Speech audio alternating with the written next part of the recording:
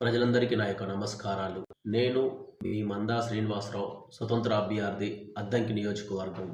మద్యాన్ని అమ్ముతూ ప్రభుత్వం వ్యాపారం చేస్తుంది. మద్యాన్ని ప్రోత్సహిస్తూ విచ్చలవిడిగా మద్యం షాపులు, మద్యం దుకాణాలు తెరుస్తూ మెయిన్ రోడ్లలో హైవేల పక్కన ఆనుకొని ప్రజలకు కనిపించే విధంగా ఒక బట్టల షాపు ఓపెన్ చేసినట్టుగా ఓపెన్ చేసి ప్రజలను మద్యానికి తాగుడికి అలవాటు చేసి సామాన్య మధ్యతరగతి పేద కుటుంబాలు వారిని వారి సంపాదించిన సంపాదనలో నుండి మద్యానికి తాగుడికి అలవాటు చేస్తున్నారు ప్రభుత్వం. ఈ విధంగా ప్రభుత్వం మద్యం దుకాణాలు పెట్టడమే కాకుండా ప్రజలకు మద్యాన్ని తాపించిన తర్వాత బార్ షాపులలో తాగి ఊలుతూ వారి వాహనాల మీద అలా కూర్చుంటారు వారి గృహాలకి వెళ్దామని.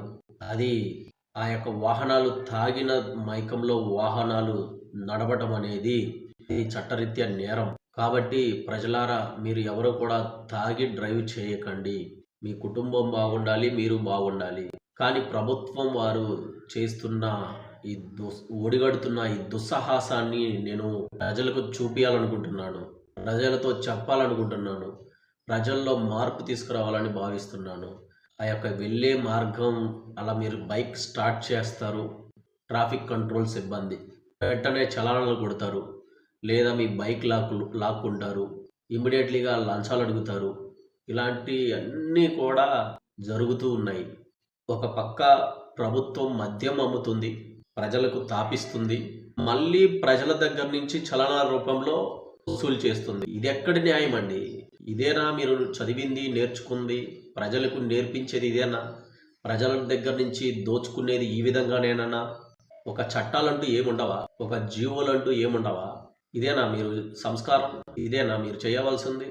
ఈ నిరుపేద కుటుంబం వారికి మద్యం అలవాటు చేసి ఆ త్రాగుడికి బానిసగా మార్చి కనిపించేలాగా, క్లియర్గా కనిపించేలాగా సినిమా చూపించినట్టు చూపిస్తారు. రోడ్డు పైన ఇక్కడ పలానా బార్ షాప్ ఉంది అన్నట్లు చూపిస్తారు.